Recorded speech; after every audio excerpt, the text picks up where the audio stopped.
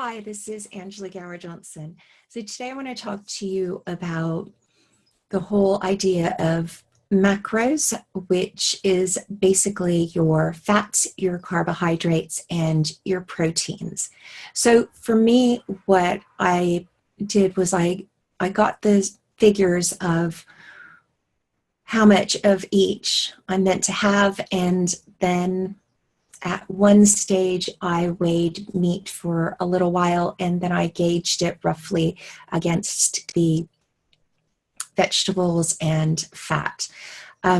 It's something that I lost interest in very quickly, and it's something that I didn't take really sort of seriously. So in a nutshell, what I do is I kind of look at having a higher portion of vegetables to meat, and I try to balance that out with a high portion of fat. So the guideline that I was following was 70 to 75% fat, 20 to 25% protein, and then 5% carbs. So there are a lot of people that say to stick to 20 grams of carbs or less, and that would be the net carbs. So net carbs is taking the carbohydrates of an item like a vegetable, subtracting the fiber because your body can't digest the fiber, and then it leaves you with the net carb. So for me, that's like a lot of math, and I didn't really like to follow it. So what I did instead was I looked at what vegetables could I just consume loads of and not have an issue with. So I'm going to give you a list of vegetables that I am happy to consume loads of, and I don't count the carbs in them because I don't need to. And I can give you a list of some vegetables to be a little bit more conservative with. So I have a list of vegetables and I've got them written down. So asparagus is my top one. I absolutely adore asparagus. It's so much easier to find in the summer, and I love it fresh, but I've also found it frozen, which I haven't tried yet, so I'll give you feedback on that at some point in time. But asparagus, my big go-to is courgettes. They're called courgettes in this country. In America, they're called zucchini. You can have as much zucchini as you want. That's just my personal opinion because it's green and lovely and tasty. And I've stayed in ketosis no matter how much of it I've eaten. Cabbage, broccoli, kale, celery, cucumber, Brussels sprouts, olives, lettuce, and eggplant. So an avocado, which is also a fat, which is amazing.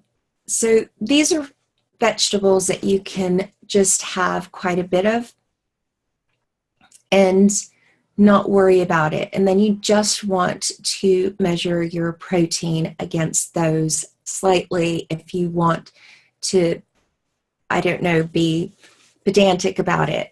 I think once you get into, from my experience, once you get into ketosis, you have a little bit of wiggle room. There's a little bit of movement. I don't think it has to be something that's really strict and regimented, apart from you can't really eat sugar or potatoes or wheat-based things like pasta, grains, bread, the cereals, the things that society consume loads of, and the whole low-fat, high-carb diets.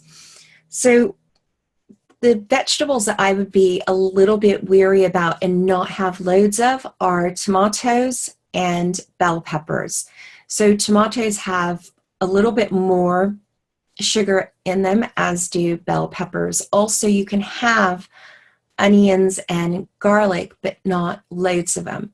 So all of the root vegetables are the vegetables that you really need to absolutely avoid, apart from things like spring onions, regular onions, shallots, and garlic, which you can use sparingly for seasoning, and that's what I use. I definitely use onions, shallots are my favorite, and garlic. So if you think about root vegetables, all of their sugars are stored in the root. The plant's sugars are in the root, and that's why they are a no-no. It's because they are really, really high carb, really sugary, especially things like beetroot and carrot, which are phenomenally filled with sugar. And then potatoes, regular potatoes, is because their carb content is so high. So all you can eat of things like cabbage, Brussels sprouts, zucchini, asparagus, cucumber, celery, just all you can eat, have fun with it. And then you just want to add your fats and your protein. So thank you so much for watching this video. Please ask any questions, leave comments, and enjoy.